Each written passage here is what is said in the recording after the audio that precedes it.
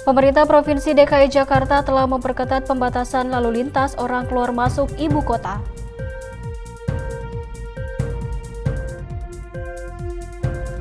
Satuan Tugas Lawan COVID-19 Dewan Perwakilan Rakyat akan menambah posko masak di DKI Jakarta.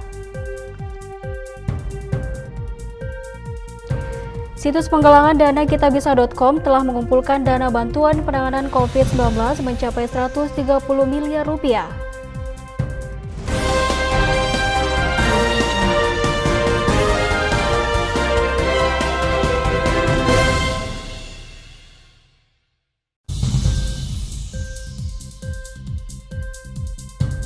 Selamat siang pemirsa, jumpa lagi bersama saya Nurul Hidayah dalam saluran 8 siang Dikdaya TV.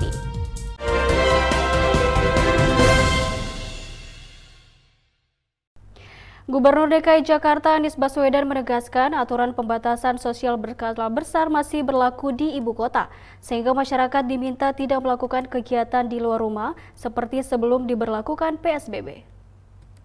Pembatasan ini berlaku untuk seluruh kawasan Jabodetabek, di mana penduduk Jakarta tidak bisa meninggalkan kawasan ini. Di Jakarta sendiri, PSBB masih berlaku dan tidak ada kebijakan pelonggaran. Menurut Anies Baswedan, pembatasan sosial berskala besar di DKI Jakarta tidak dilonggarkan demi mempercepat penanganan wabah virus corona di Indonesia. Terlebih data kasus COVID-19 di ibu kota masih menunjukkan hasil bagus setelah aturan pembatasan sosial berskala besar diberlakukan. Anies menyatakan aturan PSBB di DKI Jakarta tidak akan dilonggarkan namun justru semakin diperketat. Anies juga meminta masyarakat disiplin melaksanakan pembatasan sosial berskala besar dengan tidak bepergian dan beraktivitas di rumah. Tidak ada kebijakan membolehkan aktivitas seperti sebelum PSBB. Kita sekarang ini di fase yang amat menentukan. Sejak bulan Maret kita mengurangi kegiatan. Alhamdulillah, nanti kami akan sampaikan dalam kesempatan lain, perkembangannya positif, tapi kita harus menuntaskan beberapa waktu lagi. Satuan Tugas Lawan COVID-19 Dewan Perwakilan Rakyat akan menambah posko masak di DKI Jakarta. Penambahan posko masak untuk mempercepat distribusi bantu makanan selama pandemi virus corona di ibu kota.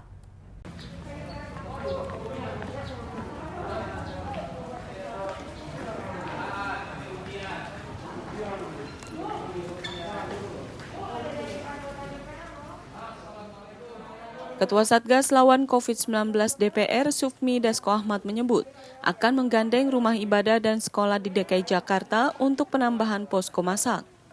Dasko berharap penambahan fasilitas dapur umum membuat banyak masyarakat terjangkau bantuan. Menurut Dasko, 11 posko yang sudah ada cukup membantu masyarakat, namun masih banyak warga yang belum terjamah bantuan. Politisi Partai Gerindra ini menambahkan posko masak gratis telah beroperasi selama 11 hari. Kami dari Satgas Lawan COVID sudah membentuk posko masak. Ya, ada 11 titik posko masak bekerja sama dengan Satgas Lawan COVID wilayah DKI. Jadi satu posko masak itu setiap hari memasak 2.000 makanan,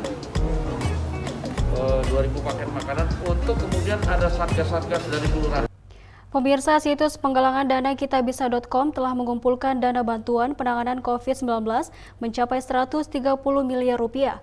Penggalangan dana bantuan penanganan virus corona dilakukan berbagai kalangan, mulai dari anak-anak hingga selebriti. Ya, makasih Pak Kris. Jadi kalau kitabisa.com sendiri itu website penggalangan dana seperti kotak amal tapi bentuknya online.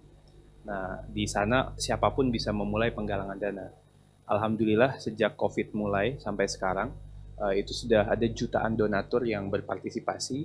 Jutaan donatur ya? Donatur. Okay. Dan total donasi terkumpul per hari ini sudah lebih dari 130 miliar.